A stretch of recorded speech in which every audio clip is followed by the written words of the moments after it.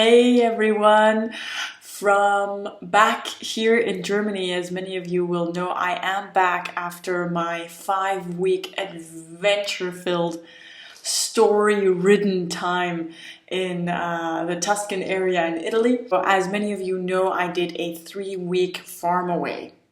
And I have so much to share with you. And in the next 2 weeks, I'm focusing my content on this buzzword called leadership. It's actually not a buzzword. It's a very real thing, and it's definitely not about that whole misunderstood notion of leading a group of people in some corporate setting. Leadership is about self-leadership. It's about how you're showing up for yourself in your life and in difficult circumstances and situations. But more on that soon. First, I want to start off with a story. A story of me as a farmer during the first 3 weeks of my stay in Italy on some remote medieval village on top of some mountains near the closest town, which was called Borgo a Mozzano. It was 45 minutes away by a small bus that would come to pick villagers up. And every time it was just me alone, nobody else. My day off was just once a week. I could choose one day a week to go into town, go into Borgo a Mozzano, have a little coffee, do a little journaling, walk around for myself, explore the town, and get back. So on one of those days off, I decided to see this ancient bridge that was just a beautiful medieval bridge. And I was just enjoying myself, clicking away with my phone, taking pictures and whatnot. And some guy shows up, right? Like, hey, traveler, solo, woman, let's have coffee. So I was like, yeah, why not? So we had coffee, and the conversations turned out to be very interesting, of course. And there was one thing that was on this guy's mind by the end. That was this. He said, look, in my culture, in the Italian culture, most women would be absolutely unwilling to volunteer for an experience like the experience that you've thrown yourself into. There's no attitude to everything. There's just this general resistance to anything that might be adventurous or new or unfamiliar. I found that very interesting. And my response to that was, I think that it's all about trust. Trust becomes vital when you want to do anything in the unfamiliar, in unfamiliar terrain. And trust happens as a result of self-trust. Trusting yourself enough to show up in the world in different circumstances. When you meet different people who might stretch you, who might challenge you, who might trigger you, trust yourself to show up as you, as your authentic self. Trust yourself to remain true to your core values. This is starkly against self-betrayal. So when you know that you're not going to trust, that you're not going to betray your own trust, that you're going to stay true to you and your values and your boundaries, why would you be so resistant to life happening, to new opportunities, to new people, new lessons, new mirrors in your face? That resistance, that no attitude, is a self-protection when you know deep, deep, deep down that there's still some work that can be done on your relationship with yourself, on your core values, and how true you remain to them in the face of the new. That new can bring challenges, right? And it definitely will. That's just the way life works. It will be either a new circumstance or a person that might feel like they have this eerie power to bring out the worst in you. When you come up against these people and places and environments, you're gonna react You're going to show up a certain way, and then at the end of it, you're going to feel a certain way.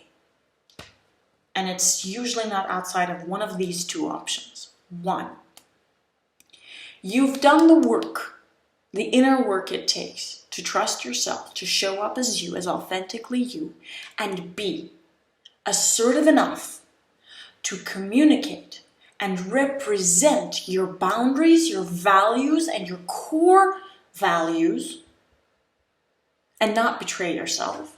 And then you come out laughing, celebrating, and having a good night's sleep. Or there is self-betrayal that happens. You find yourself responding to things and to people in a way that if you had more time, you wouldn't. You wouldn't respond that way. You wouldn't blow up and get angry. You wouldn't be so damn patient. You wouldn't be so darn nice. You wouldn't self-sacrifice. You would show up differently because your value is different. Your value is to stand up for yourself. It's to stand up for your core values. It's to represent your true self. But you don't do that. You self-betray. And then you come out of that experience and your feeling is one of regret. Something that poets past have called the inferno of life, the hell of life, regret, the fires of regret. You lose sleep over questions in your head like, I should have done this and I could have done that, and why didn't I do that, and oh, I should have said that, and oh, I could have showed up as such and so, but I didn't, and why ever didn't I? And I've got some news for you.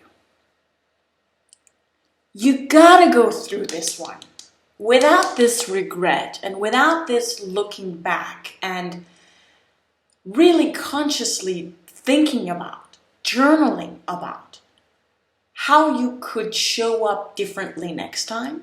This satisfaction cannot be achieved, cannot be gained. My 2 cents for you is this.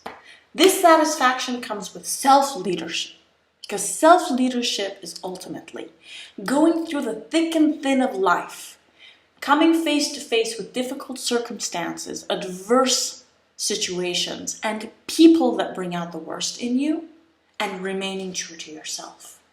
Not becoming the difficult emotions, feeling the difficult emotions that those people and places arouse in you, releasing them, and then showing up in your self-leadership, showing up representative of you. So non-aggressively, non-violently communicating what it is that needs to be communicated in that circumstance, in that situation. That's leadership, that's self-leadership. And so my 2 cents for you today is, don't hold back. Don't resist life and the unfamiliar because of experiencing this one, the regret and the pain and the what ifs and the could have and the should haves. This is the homework. This needs to keep happening until this becomes more and more the norm, the satisfaction, the good night's sleep, the happy with how I showed up. This becomes more and more the norm rather than the regret and I should have and I could have and what if and what were my other options. Oh, but I mean, any other day and in any other place I would have said that and I would have responded differently, but you didn't. You gotta make mistakes. You gotta F up. You gotta look like a fool.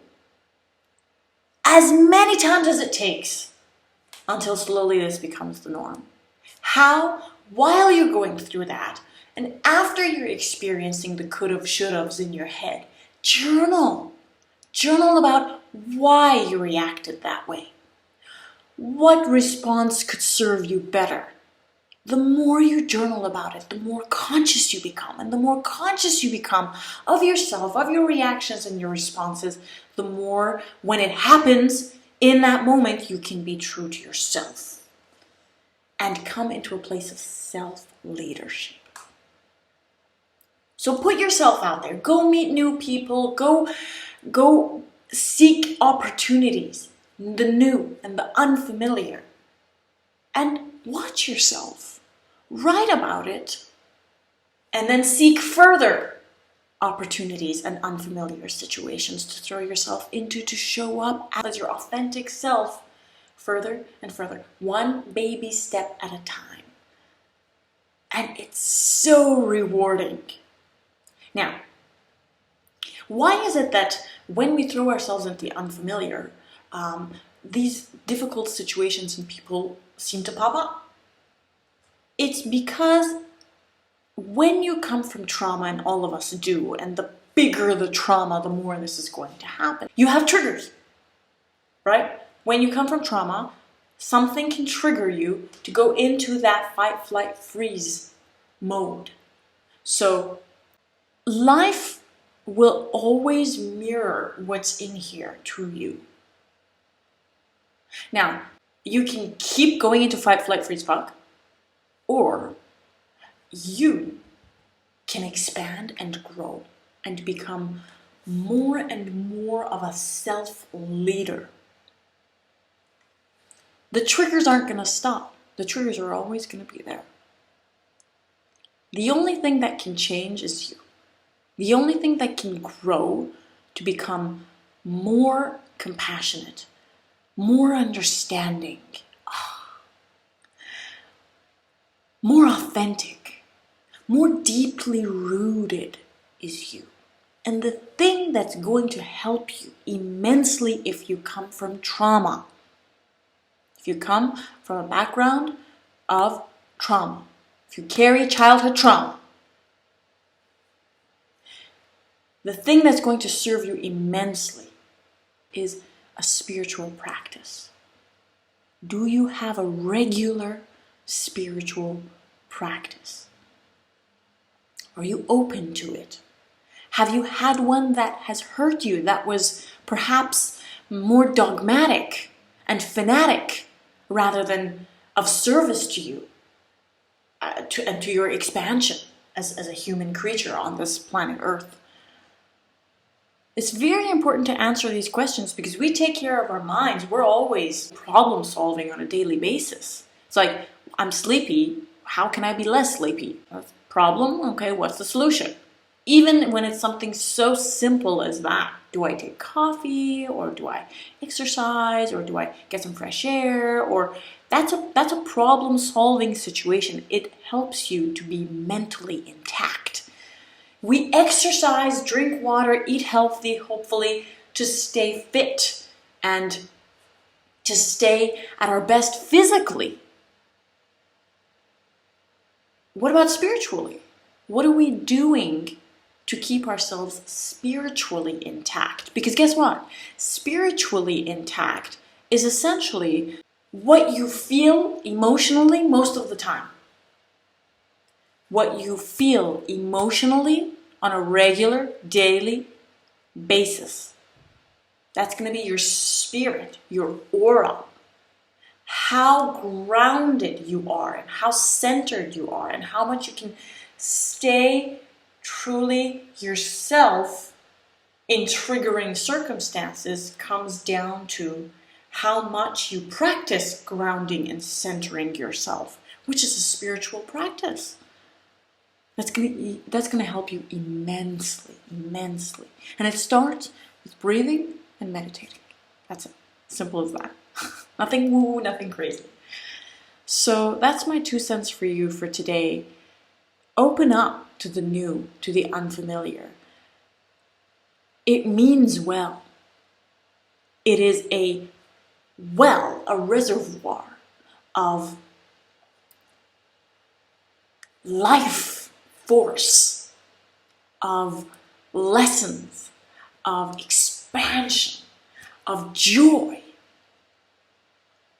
And The part that seems difficult or scary, well, that's only the cave that you fear to enter, which holds the treasure you most desire, as Joseph Campbell says, right? I hope that makes sense. If you need more clarity around this, feel free to reach out. I have a newsletter coming up on self-leadership. If you haven't signed up, just go to www.phalva.com, sign up for my newsletter, get the newsletter, have a read. It should be fun. And I would love to know where you are in your self-leadership with how you show up in the world, and these questions might help. You can either reach out to me directly or drop it in the comments or just write it in your journal.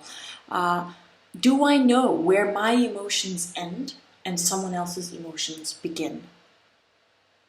Or do I get confused? Do I sometimes feel like there are people around me and certain things are happening, but I'm not really here, I'm elsewhere? This is called dissociation. Do I get overwhelmed sometimes? So overwhelmed that I just take off, I run. And finally, do I stay but become a headless chicken in that overwhelming, in that situation? Do I lose my cool? Do I become aggressive? Do I blow my top off? These are really important questions that can help you understand where you are with yourself when the shit hits the fan. Because that's when it's actually important. That's when it counts. When the shit hits the fan. How do I show up for me? And shit hitting the fan doesn't have to be some crazy dramatic accident. It could just simply be finding yourself living and working under one roof with someone who is your greatest trigger on every level for just a very short period of time. Simple as that. How are you going to show up in the face of those circumstances? Run? Hide? Get aggressive? Cry? Yell? What's that sweet spot of balance for you in adverse circumstances? What's that sweet spot of balance for you? For you to feel like you can sleep easy when you get out of a relationship that was toxic because he or she was incredibly triggering for you. If you need more clarity, feel free to reach out. Love and light, healing, self-knowledge, power, and balance your way always.